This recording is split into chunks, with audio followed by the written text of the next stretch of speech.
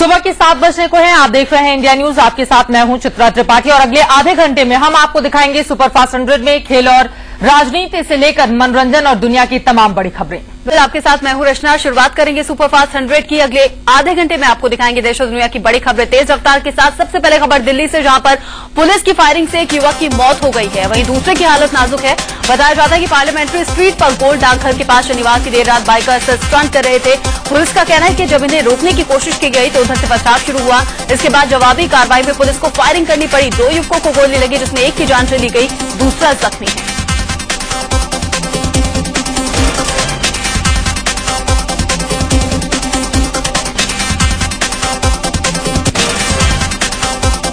Delhi police की firing में युवक के मारे जाने के बाद से हड़कंप मचा हुआ है। पुलिस की कार्रवाई पर सवाल भी उठने लगे हैं। वहीं इस पूरे मामले में पुलिस के बड़े अफसर कुछ भी बोलने से बच रहे हैं। हालांकि पुलिस की ओर से ये इशारा जरूर किया जा रहा है कि जवाबी कार्रवाई में फायरिंग करनी पड़ी है। खुशबू राजपूत हमारी संवाददाता जुड़ चुकी हैं ज्यादा जानकारी के साथ। खुशबू, पुलिस की फायरिंग पर ये सवाल उठ रहे हैं। बहरहाल ये बताइए, जो दूसरा शख्स जख्मी हुआ है उसकी हालत कैसी बनी हुई है और पुलिस वालों की ओर से पूरे मामले में सफाई क्या दी जा रही है? अभी तक जो पुनीत नाम का शख्स था, जिसकी हालत काफी गंभीर बनी हुई थी, अभी भी उसकी हालत वैसी ही है। करण है जिसकी मौत हो गई है। अब आधिकारिक पुष्टि भी इस बात की हो चुकी है कि उसकी मौत हो गई थी, मौके पर ही उसकी मौत हो गई थी पुलिस की गोली लगने के बाद। लेकिन जो पुलिस के आला अधिकारी हैं, उनकी तरफ से कोई भी बयानबाजी नहीं हो रही है। वो पूरी तरह से मामले पर चुप्पी साधे हुए हैं। हालांकि इन्वेस्टिगेशन टीम जो है वो लगातार मौके पर भी और आरएमएल हॉस्पिटल में भी लगातार आ रही है और कोशिश कर रही है कि जल्द से जल्द जो पोस्टमार्टम हो उसे कंप्लीट किया जाए, ताकि वो कुछ किसी तरह का बयान मीडिया में दे। लेकिन अभी तक अगर हमारी बात हुई है आला अधिकारियों से, वो कुछ भी बोलने से बच रहे हैं और वो साफ तौर पर मतलब अपनी सफाई में अभी कुछ बोलने की हालत में नहीं है। लेकिन फिर भी वो पूरी तरह से चुप्पी साधे हुए हैं और कुछ भी किसी भी तरीके के आधिकारिक बयान से बच रहे हैं। जी चलिए, शुक्रिया खुशबू इस पूरी जानकारी के लिए आपका। उधर पंजाब के कपूरथला में शनिवार की रात गैंगवार में एक युवक को गोलियों से भून डाला गया। उधर युवक की मौत से उसके पिता को भी सदमा लगा कि उनकी मौत हो गई। बताया जाता है कि बाइक सवार अपराधियों ने दीपा नाम के युवक को दौड़ा कर उस पर गोलियां बरसानी शुरू कर दी। दिल्ली से सटे नोएडा की पीसीआर वैन के पुलिस वालों की करतूत का पर्दाफाश इंडिया न्यूज ने किया है। शनिवार को इंडिया न्यूज ने ऑपरेशन यमदूत दिखाया था, जिसमें खुलासा हुआ कि कैसे पीसीआर वैन के पुलिस वालों ने अस्पतालों से साठगांठ किया है और हादसे में घायल लोगों को वो उसी अस्पताल ले जाते हैं जहां से उन्हें कमीशन मिलता है। इंडिया न्यूज के ऑपरेशन यमदूत के सामने आने के बाद आम लोगों ने पुलिस महकमे पर सवाल खड़े कर दिए हैं। लोगों का कहना है कि पैसे के लिए लोगों की जान खतरे में डालने वाले पुलिसकर्मियों को कड़ी से कड़ी सजा मिलनी चाहिए। दिल्ली पुलिस ने नेवी अफसर की पत्नी को जालसाजी के आरोप में गिरफ्तार किया है। ये वही महिला है जिसने कुछ समय पहले नेवी में वाइफ स्वैपिंग यानी पत्नियों की अदला बदली का आरोप लगाया था। पुलिस का कहना है कि महिला अपने पति से अलग रह रही है और उसने फर्जी दस्तावेजों के सहारे अपने पति के नाम पर बैंक से क्रेडिट कार्ड बनवाने की कोशिश की। खाद्य सुरक्षा योजना को लेकर कांग्रेस और एनसीपी के बीच में होड़ शुरू हो गई है। खबर है कि राहुल गांधी ने कहा है कि ध्यान रखा जाए कि कहीं इस योजना का क्रेडिट शरद पवार न लूट ले जाएं। ये बात उन्होंने महाराष्ट्र कांग्रेस के अध्यक्ष माणिकराव ठाकरे से कही। राहुल ने कहा कि पिछली बार हमने किसानों का कर्ज माफ किया था और श्रेय शरद पवार ले गए थे, जो इस बार नहीं होना चाहिए। दरअसल शनिवार को कांग्रेस उपाध्यक्ष राहुल गांधी ने दिल्ली में हर एक प्रदेश के पार्टी अध्यक्षों और विधायकों के साथ मुलाकात की थी। बैठक में राहुल ने इस बात पर जोर दिया कि फूड सिक्योरिटी बिल को ज्यादा से ज्यादा प्रचारित किया जाए। कांग्रेस इस बिल को गेम चेंजर मान रही है और उसका पूरा क्रेडिट खुद ही लेना चाह रही है। फूड सिक्योरिटी बिल पर अध्यादेश लाने वाली कांग्रेस को मायावती का समर्थन मिला है। बीएसपी सुप्रीमो मायावती ने कहा कि उनकी पार्टी संसद में इसका समर्थन करेगी। गरीबी रेखा को लेकर कांग्रेस के अंदर ही घमासान नजर आने लगा है। दिग्विजय सिंह ने सवाल उठाते हुए कहा कि गरीबी पर आया योजना आयोग का आंकड़ा उनकी समझ से परे है। इससे पहले केंद्रीय संचार और सूचना प्रौद्योगिकी मंत्री कपिल सिब्बल ने भी योजना आयोग की गरीबी की परिभाषा तय करने के तरीके की आलोचना की। सिब्बल ने कहा कि 5 लोगों का परिवार 5,000 से भी गुजारा नहीं कर सकता। गरीबी के आंकड़ों को लेकर कांग्रेस नेता और पूर्व केंद्रीय मंत्री मणिशंकर अय्यर ने भी योजना आयोग पर निशाना साधा है। बीजेपी नेता शाहनवाज हुसैन ने दिग्विजय सिंह और सिब्बल पर चुटकी ली है। शाहनवाज हुसैन ने कहा कि दोनों योजना आयोग के आकलन से सहमत नहीं है, लेकिन दोनों भूल गए हैं कि योजना आयोग के अध्यक्ष प्रधानमंत्री होते हैं।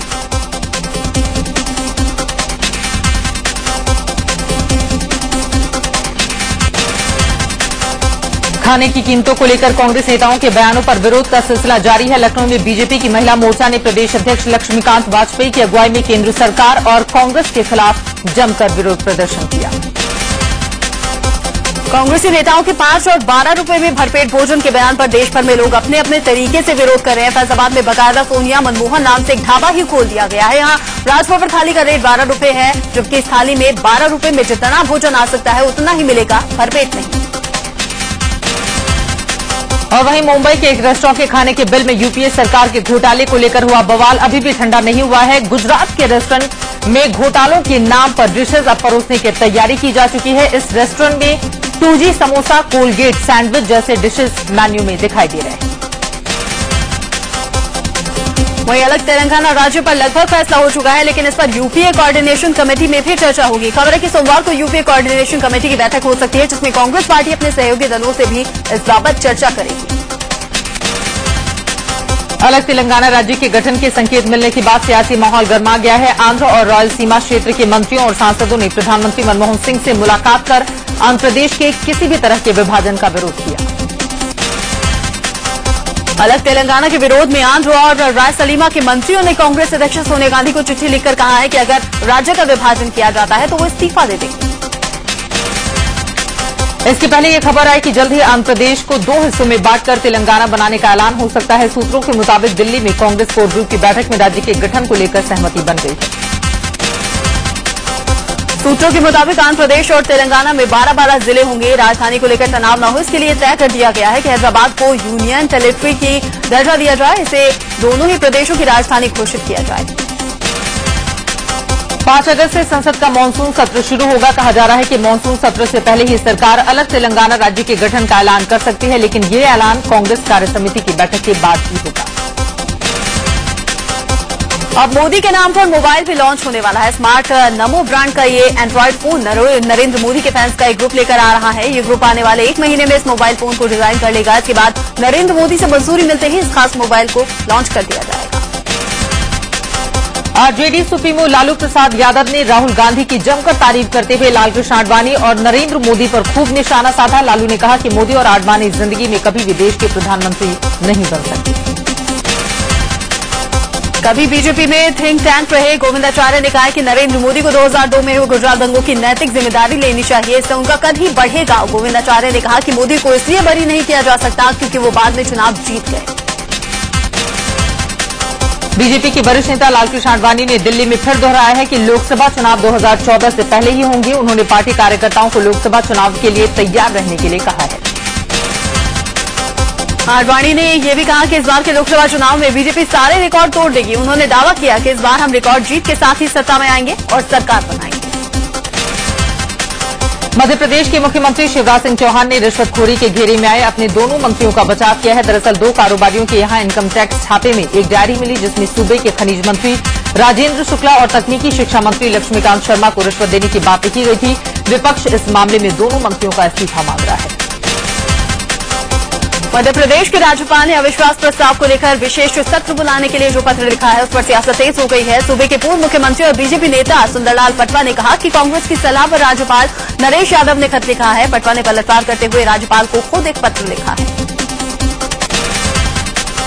कांग्रेस उपाध्यक्ष राहुल गांधी ने पार्टी नेताओं से कहा है कि आपराधिक छवि वाले नेताओं को टिकट नहीं दिया जाए। उन्होंने कहा कि 5 राज्यों के विधानसभा चुनावों में ऐसे नेताओं को टिकट नहीं देना चाहिए जिनका आपराधिक रिकॉर्ड हो। 2G केस में अनिल अंबानी और टीना अंबानी को गवाह के तौर पर पेश होना ही होगा। दिल्ली के पटियाला हाउस कोर्ट ने अनिल अंबानी को 22 अगस्त को पेश होने के लिए कहा है, तो उनकी पत्नी टीना अंबानी को 23 अगस्त को बुलाया गया है। आईपीएल फिक्सिंग मामले में सोमवार को दिल्ली पुलिस चार्जशीट दाखिल कर सकती है। खबर यह है कि इस चार्जशीट में अंडरवर्ल्ड डॉन दाऊद इब्राहिम के अलावा क्रिकेट सटोरिये समेत 30 से ज्यादा लोगों के नाम होंगे। क्रिकेटर्स में एस श्रीशांत, अजीत चंदीला और अंकित चौहान के नाम सामने होने की बात आ रही है। झारखंड विधानसभा का मानसून सत्र शनिवार को खत्म हो गया। हेमंत सोरेन सरकार ने आखिरी दिन चर्चा के लिए सदन में अनुपूरक बजट रखा। विपक्ष ने बजट पर सवाल खड़े किए, लेकिन बाद में हो हंगामे के बीच सदन को अनिश्चितकाल के लिए स्थगित कर दिया गया। संगीत को गैर इस्लामी बताने वाले कश्मीर के बड़े मुफ्ती बशीरुद्दीन साहब खुद म्यूजिक का लुत्फ उठाते देखे गए। वो डल झील में एक हाउस बोट में संगीत कार्यक्रम का आनंद उठा रहे थे। ये वही मुफ्ती साहब हैं जिन्होंने लड़कियों के प्रकाश बैन के खिलाफ फतवा जारी कर दिया था और बाद में उस बैन को बंद भी कर दिया गया। महाराष्ट्र के सोलापुर में आयोजित इफ्तार पार्टी में केंद्रीय गृह मंत्री सुशील कुमार शिंदे ने हिस्सा लिया। यहां वो अपनी पत्नी के साथ मौजूद रहे। साथ ही कई नेता भी इस इफ्तार पार्टी में शरीक हुए।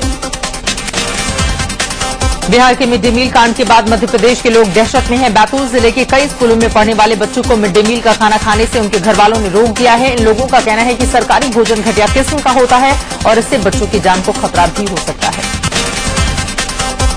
पाकिस्तान ने इस महीने में 5वीं बार युद्ध विराम का उल्लंघन किया। शनिवार को जम्मू के पुंछ में भारतीय चौकी पर पाकिस्तान की तरफ से जबरदस्त गोलीबारी की गई। इस फायरिंग में बीएसएफ का एक जवान जख्मी हो गया, जिसे कठुआ के अस्पताल में भर्ती करवाया गया। यूपी पीसीएस परीक्षा में लागू नई आरक्षण नीति रद्द किए जाने के बाद आरक्षण समर्थक छात्रों ने बवाल शुरू कर दिया है। इलाहाबाद के अल्लाहपुर इलाके में जमकर छात्रों ने हंगामा किया। छात्रों ने राज्य सरकार के खिलाफ नारेबाजी की और नई आरक्षण नीति को बहाल करने की मांग की। इससे पहले आरक्षण के नए नियमों को उत्तर प्रदेश लोक सेवा आयोग ने वापस ले लिया। साथ ही पीसीएस 2011 की मुख्य परीक्षा का परिणाम भी निरस्त कर दिया गया। इसके बाद आरक्षण विरोधी छात्रों ने जश्न मनाकर अपनी खुशी का इजहार किया। पिछले कई दिन से छात्र इसके लिए आंदोलन कर रहे थे। लखनऊ में उत्तर प्रदेश के मुख्यमंत्री अखिलेश यादव ने इंटर पास छात्रों को लैपटॉप बांटे। पिछले कुछ दिनों में यूपी में बारिश से कई जगहों पर लैपटॉप पड़े पड़े खराब होने की खबर के बाद अखिलेश ने लैपटॉप बांटने शुरू कर दिए हैं। बीएसपी सुप्रीमो मायावती ने उत्तर प्रदेश सरकार पर अपनी नाकामियों को छिपाने के मकसद से लैपटॉप बांटकर जनता के धन के दुरुपयोग का आरोप लगाया है। मायावती ने एक बार फिर से यूपी में राष्ट्रपति शासन लगाने की मांग दोहराई। केंद्रीय सूचना प्रसारण मंत्री मनीष तिवारी के चंडीगढ़ स्थित आवास के सामने तेजाब की बोतलें मिलने की अफवाह से हड़कंप मच गया। हालांकि मौके पर पहुंची पुलिस ने जांच में पाया कि बोतल में टॉयलेट क्लीनर था। महाराष्ट्र विधानसभा से शिवसेना के एमएलसी दिवाकर रावते और एमएनएस के विधायक प्रवीण जारेकर को सस्पेंड कर दिया गया। इन दोनों पर आरोप है कि इन्होंने सदन में अपशब्दों का इस्तेमाल किया। कांग्रेस के वरिष्ठ नेता और जम्मू कश्मीर के उप मुख्यमंत्री ताराचंद और उनके पीआरओ ने गंभीर आरोप लगाए हैं। पीआरओ केवल कृष्णा शर्मा का कहना है कि उनके पास उप मुख्यमंत्री के खिलाफ भ्रष्टाचार और सेक्स स्कैंडल के सबूत हैं, जिसके लिए मंत्री उनकी जान के पीछे पड़े हैं। बिहार में लगातार तीसरे दिन भी लाखों बच्चों को मिड डे मील नहीं मिल पाया। छपरा कांड के बाद नियमों में हुए बदलाव के विरोध में प्राइमरी टीचर्स ने मिड डे मील व्यवस्था से खुद को अलग कर लिया। मिड डे मील के विरोध में उतरे प्राइमरी टीचरों के साथ प्राथमिक शिक्षा निदेशक ने बातचीत की। टीचरों ने अपनी मांगे सरकार के सामने रख दी हैं। 29 जुलाई को अगले दौर की बातचीत हुई। चारा घोटाला मामले में सुप्रीम कोर्ट से राहत मिलने के बाद आरजेडी मुखिया लालू यादव ईश्वर का शुक्रिया अदा करने में जुटे हैं। शुक्रवार को लालू तांत्रिक गुरु विभूति नारायण उर्फ पगला बाबा के विद्यांचल आश्रम में आशीर्वाद लेने पहुंचे। इस दौरान उन्होंने तंत्र साधना भी की। असम के लखीमपुर में 23 जुलाई को हुए 2 ग्रेनेड धमाकों के मामले में पुलिस ने 4 लोगों को गिरफ्तार किया है। इन धमाकों में 5 लोग घायल हो गए थे।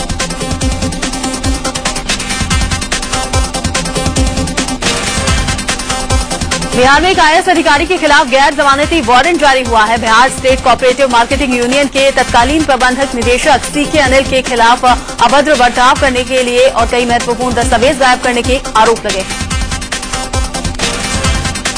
मध्य प्रदेश के खंडवा में बारिश और बाढ़ ने तबाही मचाकर रख दी है। नर्मदा नदी के साथ साथ इसकी तमाम सहायक नदियां भी भारी उफान पर हैं। ओंकारेश्वर डैम से लगातार पानी भी छोड़ा जा रहा है, जिससे निचले इलाकों में खतरा गहराने लगा है। मध्य प्रदेश के डिंडौरी में लगातार बारिश के चलते नदी नालों में भारी उफान देखने को मिल रहा है। नर्मदा नदी के जलस्तर में भारी बढ़ोतरी हुई है। वहीं अमरकंटक मार्ग पर पानी बहने लगा है, जिसके चलते घंटों जाम की स्थिति बनी रही। राजस्थान के तालेडा में घोड़ा पछाड़ नदी में आए उफान से नदी के बीच बने महादेव मंदिर में पूजा करने आए 6 श्रद्धालु फंस गए हैं। करीब 12 घंटे की मशक्कत के बाद वहां पर रेस्क्यू ऑपरेशन शुरू किया गया। इंदौर में मोटापा कम करने के लिए लड़कियों ने एक अनोखा तरीका अपनाया। सावन की फुहार के बीच उन्होंने जमकर डांस किया। एक होटल में इस डांस का आयोजन किया गया था। उधर मेरठ नगर निगम में जमकर हंगामा हुआ है। हाउस टैक्स के मसले पर बीजेपी और समाजवादी पार्टी के पार्षदों में जमकर लात-घूंसे से चली। यह पहला मामला है जब मेरठ नगर निगम में इस तरह से मारपीट। यूपी के मेरठ में लगातार हो रही छेड़छाड़ की घटनाओं से गुस्साए लोगों ने एक मंचले की जमकर धुनाई कर दी। इसने एक छात्रा के साथ छेड़छाड़ की थी, लेकिन इसकी एक अटूट इन लोगों पर सहन नहीं हुई। इन्होंने इसकी जमकर पिटाई की और फिर इसे पुलिस के हवाले कर दिया। यूपी के इटावा में पुलिस का बेरहम चेहरा सामने आया है। यहां पुलिस ने एक रिक्शे वाले की जमकर पिटाई कर दी। रिक्शे वाले को जेवराती के आरोपी पकड़ा गया है। ये पुलिस वाला खुद ही इसे सजा देने में जुट गया था और इसकी जमकर पिटाई कर।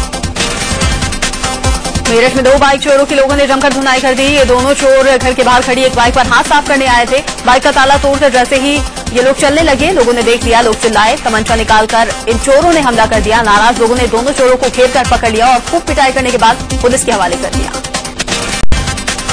बिहार के नालंदा जिले के सीमानपुर में सड़क हादसे के बाद जमकर हंगामा हुआ। ट्रक से कुचलकर एक बुजुर्ग की हुई मौत से गुस्साए लोगों ने एक कर कुल 8 ट्रकों को आग के हवाले कर दिया।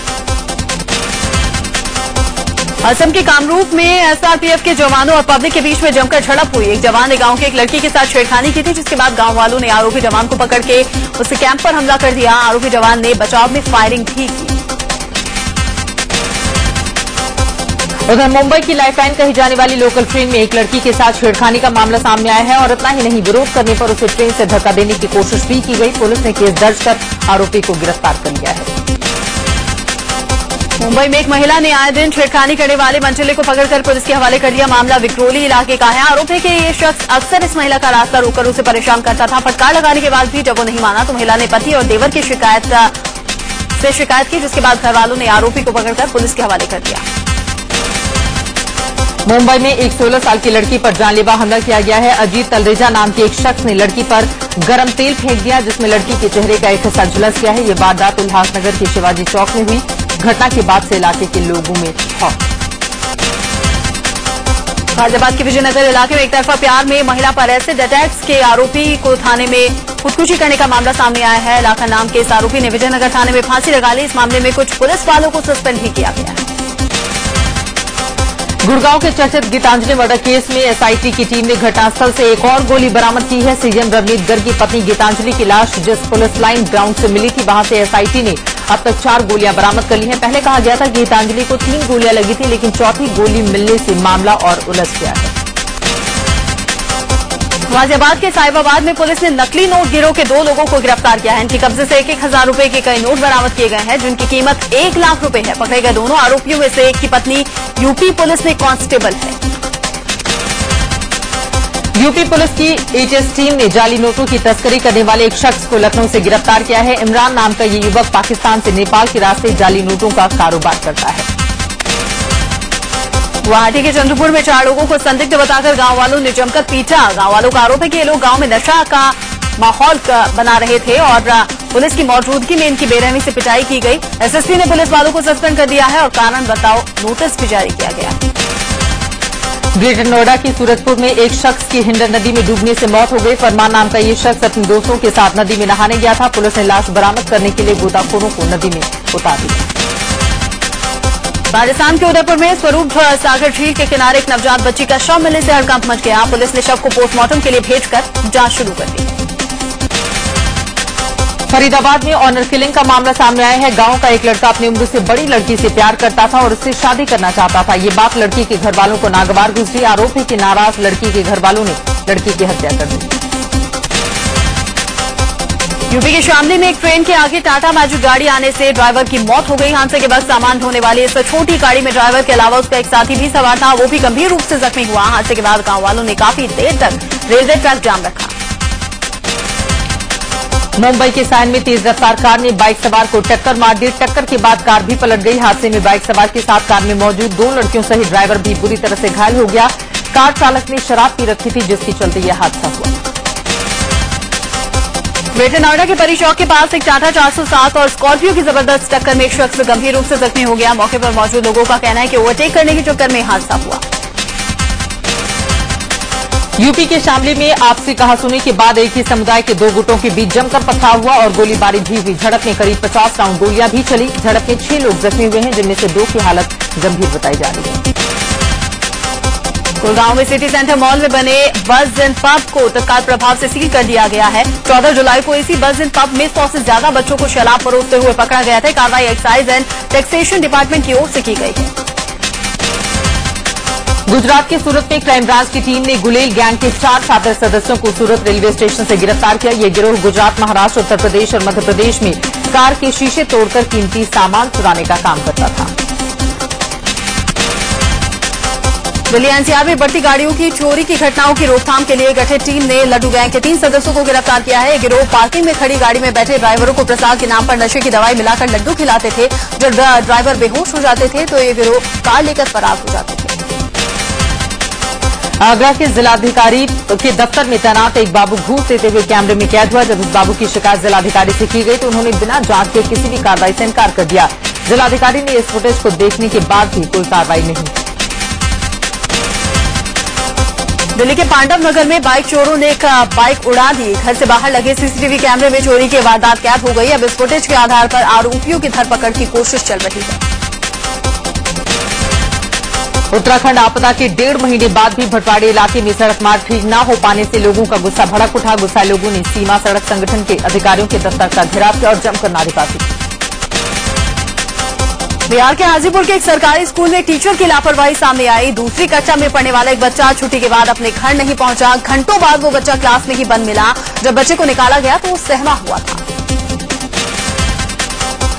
मुरादाबाद के सिविल लाइन में एक मां की लापरवाही से उसकी मासूम बेटी कार के भीतर ही कैद हो गई। कार की चाबी भीतर ही रह गई। बाद में मौके पर पहुंचे लोगों ने घंटे भर की मशक्कत के बाद कार का दरवाजा खोला और बच्ची को बाहर निकाला। यूपी के गोरखपुर से एक नर्सिंग होम की शर्मसार करने वाली घटना सामने आई है। देवरिया की वंदना डिलीवरी के यहां भर्ती हुई थी, लेकिन पैसे के लिए डॉक्टर्स ने इलाज रोक दिया। घर वालों ने दूसरे अस्पताल का रुख किया तो बीच रास्ते में ही महिला दर्द से करहाने लगी और सड़क पर ही बच्चे को जन्म दे दिया। शांति का संदेश लेकर कोरिया से सैकड़ों छात्रों का जत्था अमृतसर पहुंचा है। अमृतसर की सड़कों पर कोरिया के 600 छात्र छात्राएं नाचते गाते हुए निकले और शांति का संदेश दिया।